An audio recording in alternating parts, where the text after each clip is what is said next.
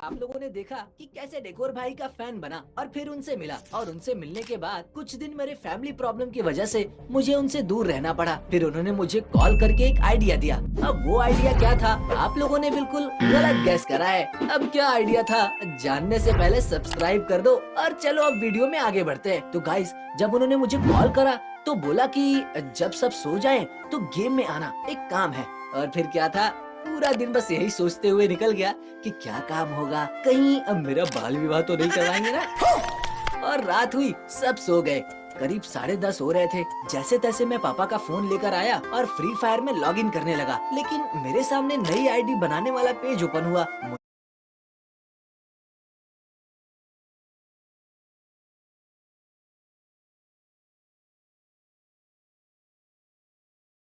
मुझे लगा शायद गलत आईडी लॉगिन हो गई होगी, पर जब मैं अपनी आईडी लॉगिन करने आया तो वो वाली गूगल आईडी दिखी ही नहीं। मैंने बहुत ट्राई करा अपनी आईडी ढूंढने की। उस रात मेरी क्या हालत थी, आप लोग शायद ही समझ पाओगे। अंदर ही अंदर इतना रोना आ रहा था कि हमेशा मेरे साथ ही क्यों ऐसा होता है। मैंने लाख कोशिशें कर ली, लेकिन मुझे वो जीमेल आईडी ही नहीं मिली। मेरी आंखें फिर से नम हो गई और मैं वापस फोन उसी जगह पर रखकर सो गया। अगली सुबह पापा से पूछा तो उन्होंने बताया कि वो उनके दोस्त की मेल आईडी थी। उन्होंने कल कंपनी में अपनी जीमेल आईडी वापस ले ली। पर तभी डेकोर भाई का दोबारा फोन आया। मैंने उन्हें सब कुछ बता दिया। उन्होंने पूछा, इस नंबर पर व्हाट्सएप अकाउंट है? मैंने बोला हाँ, और हाँ बोलने पर उन्होंने एक नई जीमेल आईडी और पासवर्ड मुझे सेंड करी। इससे पहले कि मैं लॉगिन कर पाता, पापा ने फिर से फोन ले लिया और कंपनी चले गए। फिर रात को फोन चुपके से लिया और मैंने वो जीमेल आईडी और पासवर्ड उसमें डाला। और जैसे ही वो आईडी खुली, मेरी आंखें तो फटी की फटी रह गई। मेरे सामने लॉबी में येलो क्रिमिनल खड़ा था। तभी डेकोर गेमिंग सर ने मुझे उनके ग्रुप में बुलाया। लेकिन अब तो मुझे आईडी मिल चुकी थी। मैंने की उनकी रिक्वेस्ट कैंसिल और जाकर आईडी का पासवर्ड बदल दिया।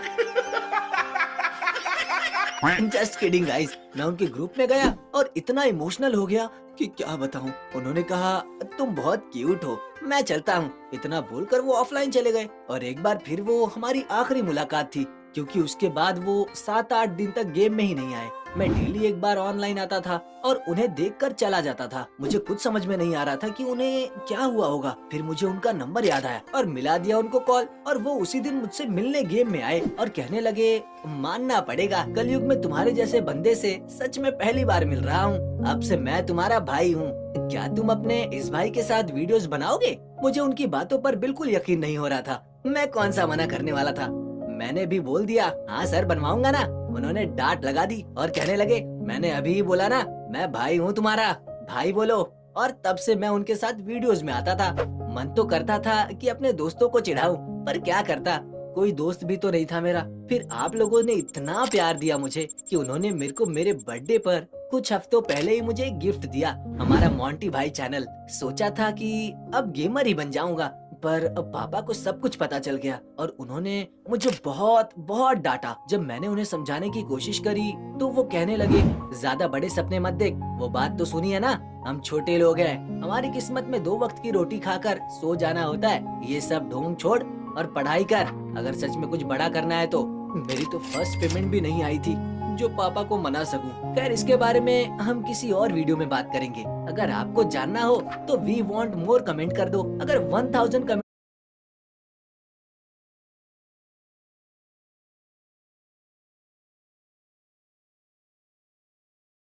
बन गया और मुझे मेरा एक बड़ा भाई मिल गया, मेरे डेकोर भाई और मनोज भाई।